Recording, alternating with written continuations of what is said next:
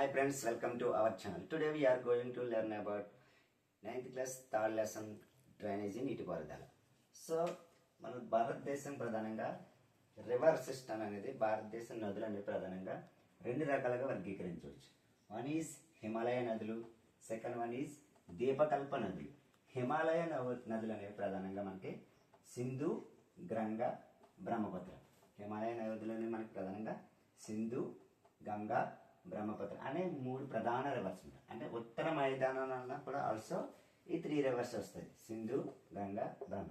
Largest river in India అంటే మనకి Ganga. So ఈ హిమాలయ నదులు అనేవి కంప్లీట్గా 365 డేస్ కూడా ఇక్కడ మనకి వాటర్ ఫ్లో అవుతూ ఉంటుంది. ఎందుకంటే ఇక్కడ గ్లేసియర్స్ మంచు కొండలు అనేవి కరిగి మనకి రివర్స్లో అది వాటర్ ఫ్లో అవుతూ ఉంటుంది. కాబట్టి హిమాలయ నది మనకి మెయిన్లీ 365 డేస్ కూడా మనకు వాటర్ ఉంటుంది మనకి. సో ఇక్కడ చూడండి, let discuss first one Sindhu నదీ వ్యవస్థ. ఇది మానస సరోవరం దగ్గర టిబెట్లో పుడుతుంది. సింధు నది అనేది మానస సరోవరం దగ్గర టిబెట్లో పుడుతుంది. పశ్చిమ దిక్కున ప్రవహిస్తూ లడాఖ్లోకి ఇది భారత్లోకి ప్రవేశిస్తుంది. సో ఇక్కడ మనకి గార్జెస్ను ఫామ్ చేస్తుంది, అందమైన గార్జెస్ను ఫామ్ చేస్తుంది అన్నమాట. సో ఇక్కడ మనకి చూడండి, జస్కర్, నూబ్రా, షోక్ అండ్ హూంజా ఇవి కాశ్మీర్ ప్రాంతంలో సింధు నదిలో కలుస్తాయి అన్నమాట.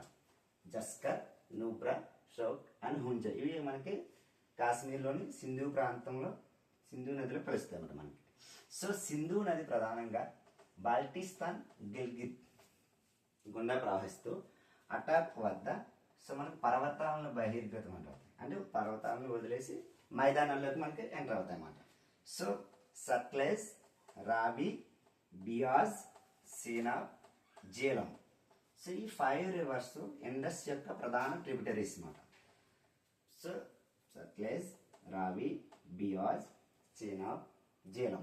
సో ఈ 5 రివర్స్ బేస్ చేసుకుని మనకి పంజాబ్ అనే నేమ్ అనౌన్స్మెంట్ చేశారు అన్నమాట.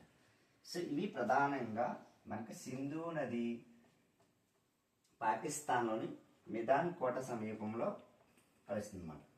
సింధు నది అనేది ప్రధానంగా పాకిస్తాన్లోని మిదాన్ కోటల సమీపంలో ఈ 5 కూడా కలుస్తాయి అన్నమాట. సింధు నది పొడవు మనకి 2900 kilometre, 2900 kilometres. And also Himalayas పొడవు 2400 కిలోమీటర్స్.